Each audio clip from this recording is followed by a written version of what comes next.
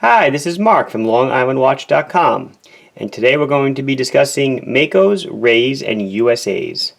We get a lot of questions on these Orient bestsellers, what the differences are between them, and at any one point in time, there's only a couple that are, currently in production.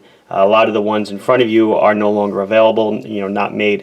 It took a lot of diving through my various, parts dumpsters here to pick up, to find all these examples. Some are working, some are not, some we just use for parts. But before I do discuss the Makos and the Rays, I wanted to just touch on this one briefly because I posted it recently, I believe, on Facebook and Instagram, and it got a lot of response because I don't think people are familiar with this model. This was their 100-meter diver. It came in blue and black. It was discontinued many years ago. This one was actually, I gave it to my father years ago. It's a gorgeous blue dial, screw down crown. You get only 100 meters, which was kind of weird on the water resistance. They also made a two-tone, which is quite rare as well. These watches were really the precursor to the Makos and the Rays. I mean, this is really a sub homage, as it were. Whereas the Makos and the Rays might kind of look like a sub, but they definitely have their own styling. So let's start at the beginning. I'm going to pick up. This is the Mako. So the Mako was the first watch to come out. The Mako came out before the Ray. This is a Mako 1, or just a Mako as we call it. It's an automatic diver, 200 meters. You'll notice it's got an extra button over here. This is a screw down pusher. You have to unscrew this little collar and push it down. That will actuate the day of the week. It is a self-winding auto. It does not hand wind. It does not hack. It uses the caliber 469 movement from Orient. It's 21 joules. It's got a 60-click bezel. This watch came the way you see it, Peps. It's all I could find in my archives. But it came in your standard blue dial with blue bezel, your black dial with black bezel. It came in orange, and it also came in yellow, which was a very limited run made for Amazon only, and then eventually given out to the rest of the dealers. It usually came on a bracelet, but this example I've got here comes on a rubber strap. There are actually still some of these left in the pipeline, this particular model. We just had some very recently. So this is the Mako 1, the first generation. What sets it apart from the other ones I'm going to show you is this right here, this second pusher at the 2 o'clock position to actuate the day of the week change, and also the fact that it has a non-hacking, non-hand winding movement. I'm going to go over something really quick. A lot of these watches, and I've discussed this in other videos, have a 2-language wheel. So when you change the day, it goes from Saturday to Sábado, Sunday, Domingo, and you have to select the language you want. It's all included in the manual. Seiko does this, Orient does this. Usually English and Spanish is popular. I've seen English and French, English and Arabic, English and Japanese, but you set the language on the day that you want. So after the Mako came out, again, the Mako came like this. It came in solid, blue all around and black all around, and yellow and orange. They released the Ray. So the Ray now came on. It did not come on a strap like this. I just had to put something on it. It came on again either the rubber or the steel, and it came in a blue dial like this with the blue bezel, black, and orange.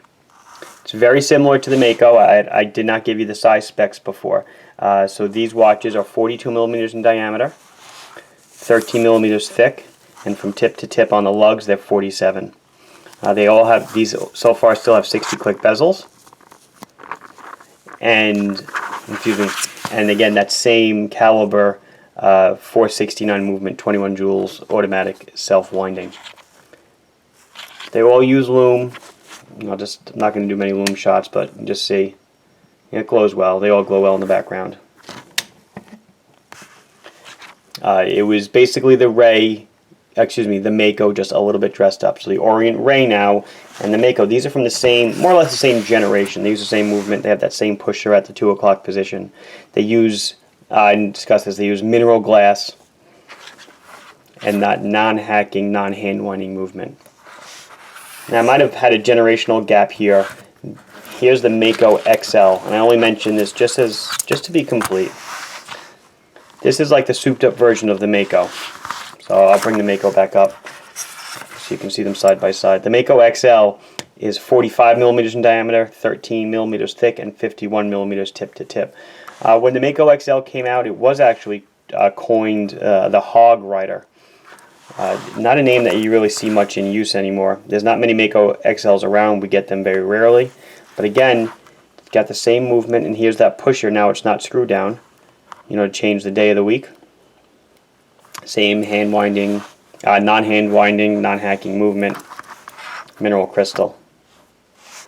So you have your Makos, your Rays, your Mako XLs, and then this was the Ray Raven, which is basically the Ray, just all dressed up in PVD.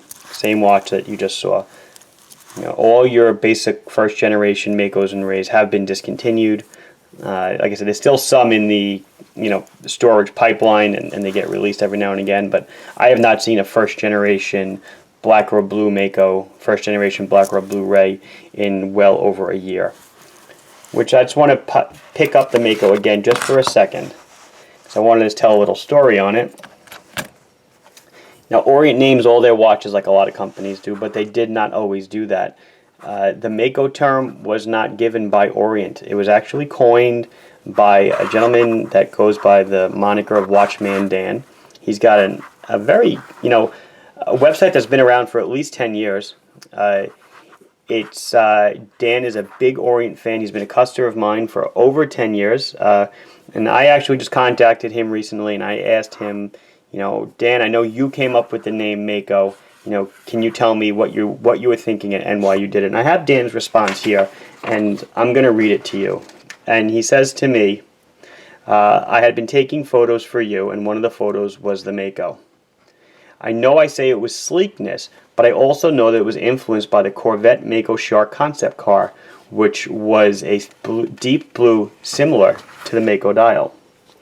So he says in closing, blue and sleek like a Mako Shark. And it was very interesting because over the years, Mako became, I don't want to say a household term, but in the Orient, Orient parlance, it certainly did. We all just called it the Mako. And then it seemed after that, at least to me, that all of a sudden Orient was naming all their wristwatches with cool names. The Ray Raven, and then obviously, things like the Bambino came out.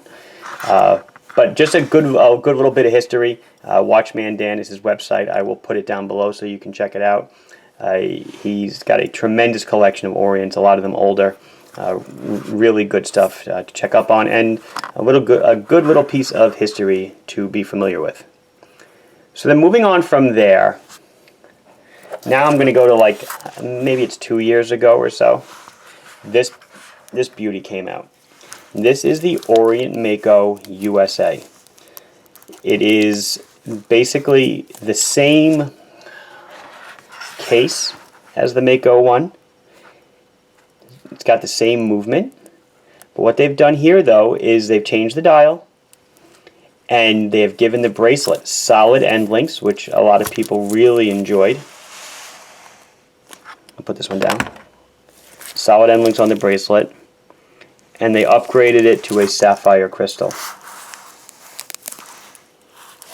So the Mako USA is just like the Mako 1. It's got the same movement, non-hand winding, non-hacking, but it's got the upgraded bezel, upgraded bracelet end links that are solid, upgraded crystal, and it does have an upgraded bezel, 120 click bezel. So this is kind of like a generational in-between.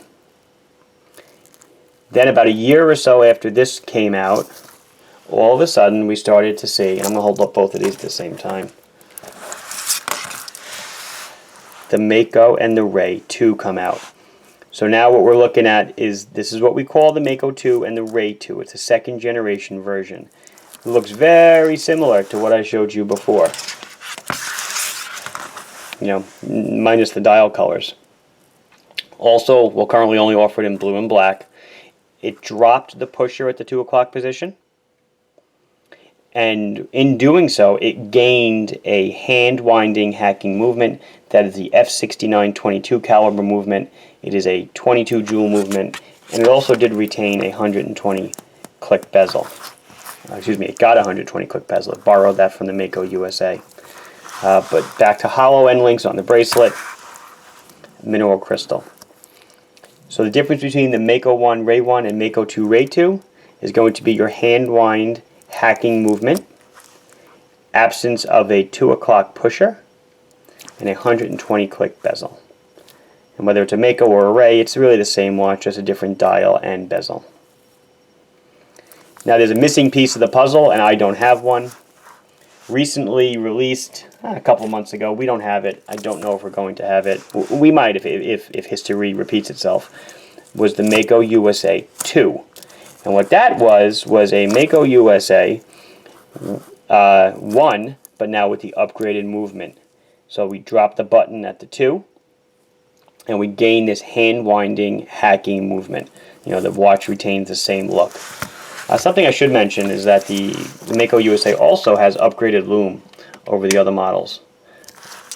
And if you could see, I don't know if it's going to really pop up now, but it does have a heavier application of loom, and it glows better than the other Makos and Rays in a controlled environment.